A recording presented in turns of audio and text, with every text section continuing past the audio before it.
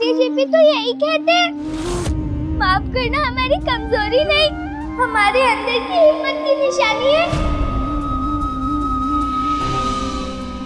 और तू बौंदता की हिम्मत वाली माँ है ना,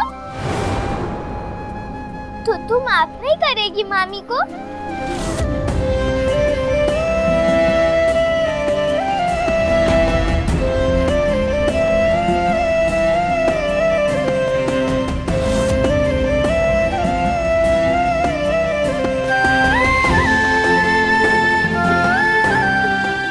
नेता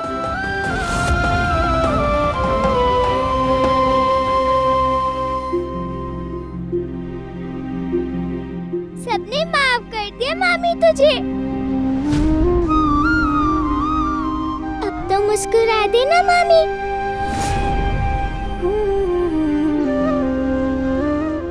अच्छा तो मिष्टी ही बना दो अपनी शरारती बौंदता के लिए।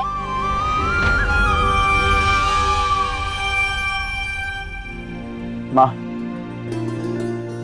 कुछ बताना है आपको, पर अभी नहीं, दुर्गा पूजा के उत्सव पे।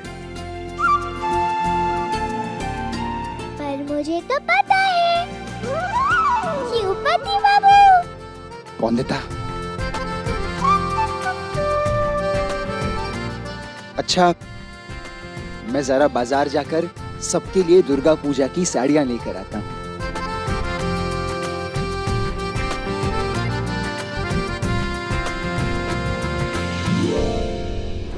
बौंदता को बचाने के लिए धन्यवाद माँ।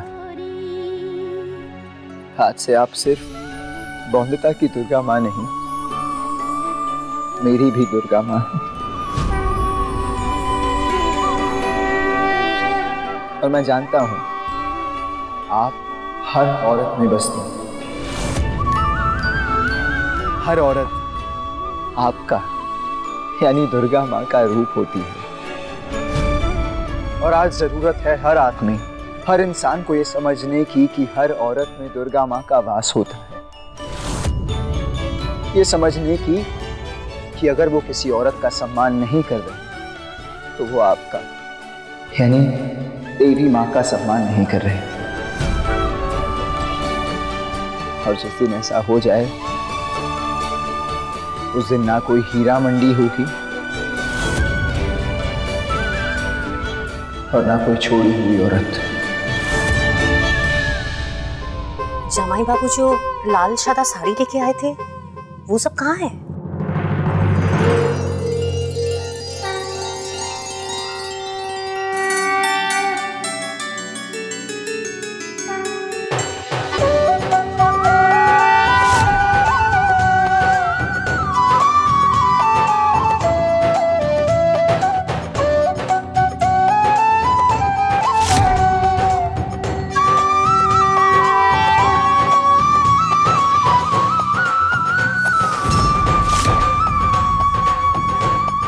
ये कौन है? ये सुरैया दीदी है, ये रमैया दीदी है, जुड़वा बहनें हैं दोनों। ये बादल और ये भोली और ये इलायची, ये सब हीरा मंडी में साथी मेरे।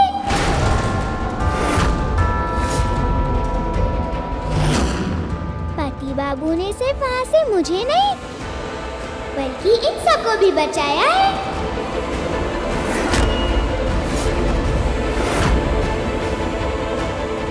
कोठे की लड़कियां दुर्गा पूजा में कैसे आ सकती है? इससे दुर्गा पूजा का अपमान नहीं होगा?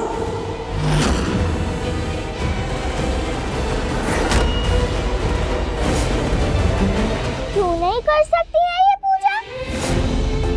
और इनके पूजा करने से पूजा अपवित्र क्यों होगी?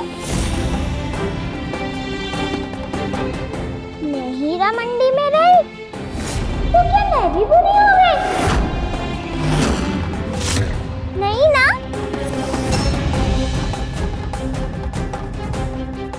और ये तो सब बहुत अच्छी है। इन सब की मदद के बिना हम बचकर निकल पाते क्या हीरा मंडी से? और मैं अगर छोटी दुग्गा हूँ तो ये दुग्गा रूप नहीं हुई माँ।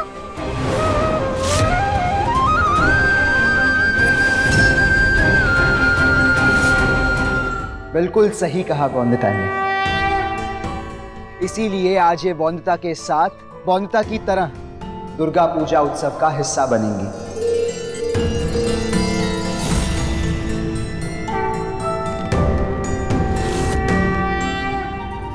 जमाई बाबू, हमारे मान लेने से इन पे से अपवित्रता का दाग मिट जाएगा।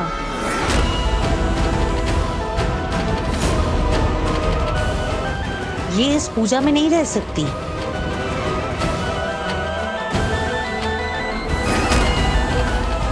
रमैया, सुरैया, रुकिए। आज आपके बिना ये पूजा नहीं होगी।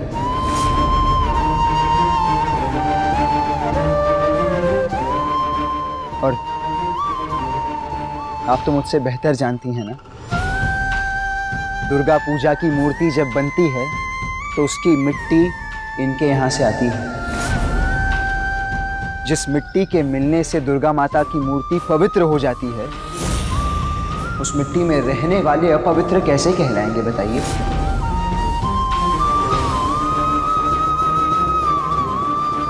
मामूली से फल और मिठाइयां माँ के सामने रख देने से प्रसाद कहलाते हैं। तो आज ये भी दुर्गा माँ के सामने हैं, तो इन्हें हम इंसान भी नहीं समझ सकते क्या?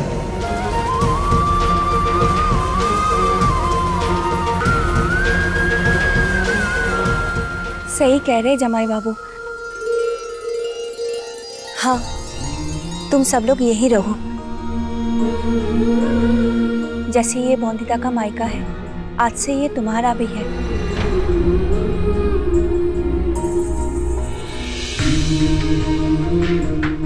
और मायके में बेटियों की जिद पूरी की जाती है, बंधन नहीं लगाया जाता।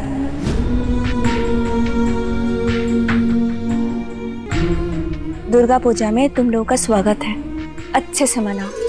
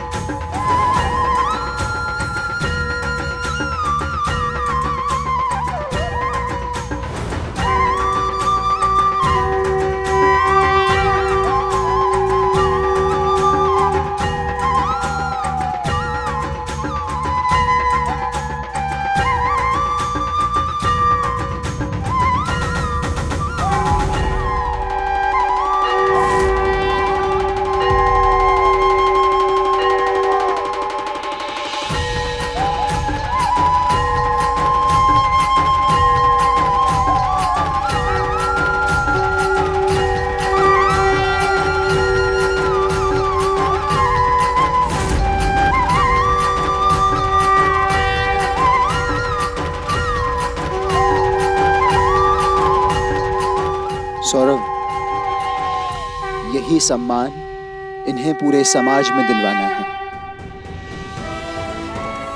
भले ही इनके परिवारों ने इन्हें ना अपनाया हो, पर हम बनाएंगे इन्हें आत्मनिर्भर।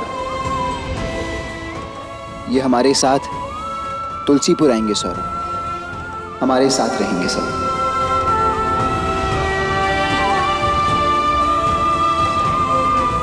जी, बात तो बिल्कुल सही कहा आपने, लेकिन ये रहेंगी कहाँ? इनके रहने और खाने पीने की व्यवस्था हमारे दूसरी कोठी में करवा देना, और ध्यान रखना जी, इन्हें कोई कष्ट ना हो। अब ये हमारे मेहमान नहीं, हमारे परिवार का हिस्सा हैं सब।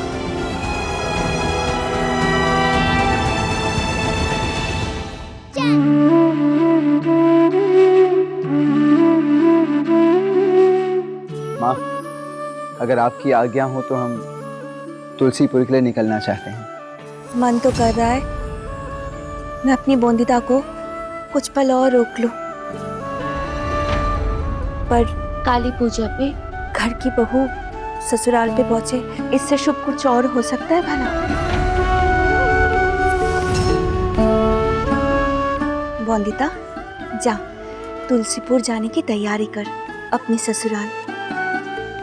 तुलसीपुर जाऊंगी मैं। रुक वंदिता। अब और रुक नहीं सकती मैं यहाँ। जल्दी से काका ससुर जी, बट्टू, भारी बाबू, कोयली दीदी, सोमनाथ दादा, सबसे मिलना है मुझे। सौदामिनी को जिंदगी भर की शर्मिंदगी से बचाने का सिर्फ एक यही रास्ता है। तुम्हें विवाह करना होगा सौदामिनी से। तुलसीपुर पहुंचने से पहले मुझे वंदिता को सब कुछ बताना होगा। हाँ। वंदिता,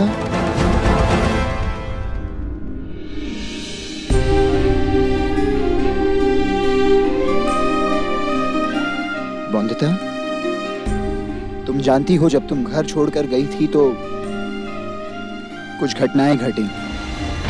कुछ कारणों से सगाई करने वाला था मैं, पर दुर्गा माँ सही समय पर आकर मुझे होश में ले आई।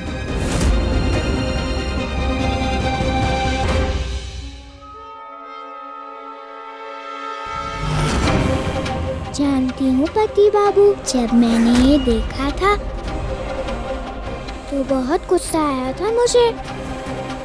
चिट्ठी भी लिखवाई थी कि बहुत नाराज हूँ मैं आपसे, पर मेरी एक दोस्त ने नाव बनाकर पानी में बहा दी।